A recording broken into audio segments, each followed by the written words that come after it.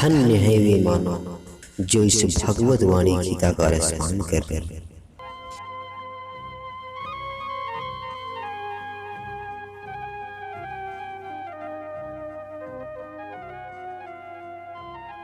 संसार के सभी प्राणियों को मेरा नमस्कार।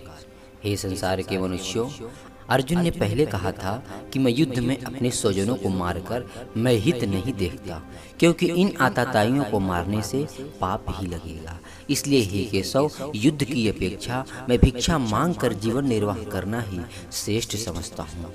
और इस तरह अर्जुन युद्ध रूप कर्तव्य कर्म का त्याग करना श्रेष्ठ मानते हैं, किंतु भगवान के अनुसार ज्ञान प्राप्ति के लिए कर्मों का त्याग करना आवश्यक नहीं। इसलिए यहाँ भगवान अर्जुन से कहते हैं, हे पार्थ, कदाचित तू कर्मों का स्वरूप से त्याग करने को ही श्रेष्ठ मानता है, तब तो किसी तत्वदर्शी ज्ञानी महापुरुष के पास जाकर ही विधि पूर्वक ज्ञान को प्राप्त कर, क्योंकि मैं तुझे ऐसा ज्ञान नहीं दे सकता। किंतु यहाँ भगवान का अभिप्राय अर्जुन को ज्ञानी महापुरुष के पास भेजना नहीं, बल्कि उन्हें समझने के लिए ऐसा कहा है। जैसे कोई महापुरुष किसी को उसके कल्याण की बात कह रहा हो, पर उसमें श्रद्धा की कमी होने के कारण सुनने वाले को वह बात भाती नहीं, तो वह महापुरुष उससे कह देता है, तू किसी और के पास जा और अपने कल्याण का मार्ग पूछ। इसी तरह भगवान भी अर्जुन को कहते हैं कि हे अर्जुन, तू भी किसी और के पास जा और ज्ञान को प्राप्त कर।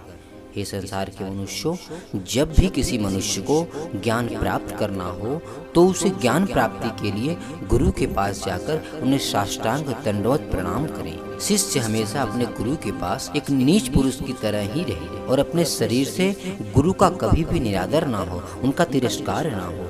नम्रता, सरलता और जिज्ञासु भाव से उनके पास रहें और उनकी सेवा करें और अपने आप को उनको समर्पित कर दें, उनके अधीन हो जाएं। शरीर और वस्तुएं दोनों ही उन्हें अर्पण कर दें। शिष्य अपने शरीर और वस्तुओं से गुरु की सेवा करे और जिससे वो प्रसन्न हो उनके लिए वैसा कार्य करे। उनकी प्रसन्नता प्राप्त करनी हो तो अपने आप को सर्वथा उनके अधीन कर दे, उनके मन की आज्ञा के अनुसार ही कार्य करे। गुरु की यही वास्तविक सेवा है और संत महापुरुष की सबसे बड़ी सेवा है कि उनके सिद्धांतों के अनुसार अपना जीवन बनाना, क्योंकि उन्हें सिद्धांत जितने प्रिय होते हैं उतना अपना शरीर प्रिय नहीं होता। सिद्धांत की रक्षा के लिए वे अपने शरीर तक का त्याग कर देते हैं। इसलिए सच्चा सेवक उनके सिद्धांतों का ही पालन करता है। इस संसार के मनुष्यों, अंतःकरण की शुद्धि के अनुसार ज्ञान के अधिकारी 3 प्रकार के होते हैं, उत्तम, मध्यम और कनिष्ठ। उत्तम प्रकार के शिष्यों को श्रवण मात्र से तत्व का ज्ञान हो जाता है। मध्यम प्रकार के शिष्यों को श्रवण, मनन और निधिध्यासन करने से तत्व ज्ञान होता है। सबसे नीचे स्तर का शिष्य तत्व को समझने के लिए भिन्न भिन्न प्रकार की शंकाएं किया करता है। इसीलिए जिसका अंतःकरण जितना शुद्ध होता है वह उतनी ही जल्दी तत्व ज्ञान को ग्रहण कर लेता है। जय श्री राम।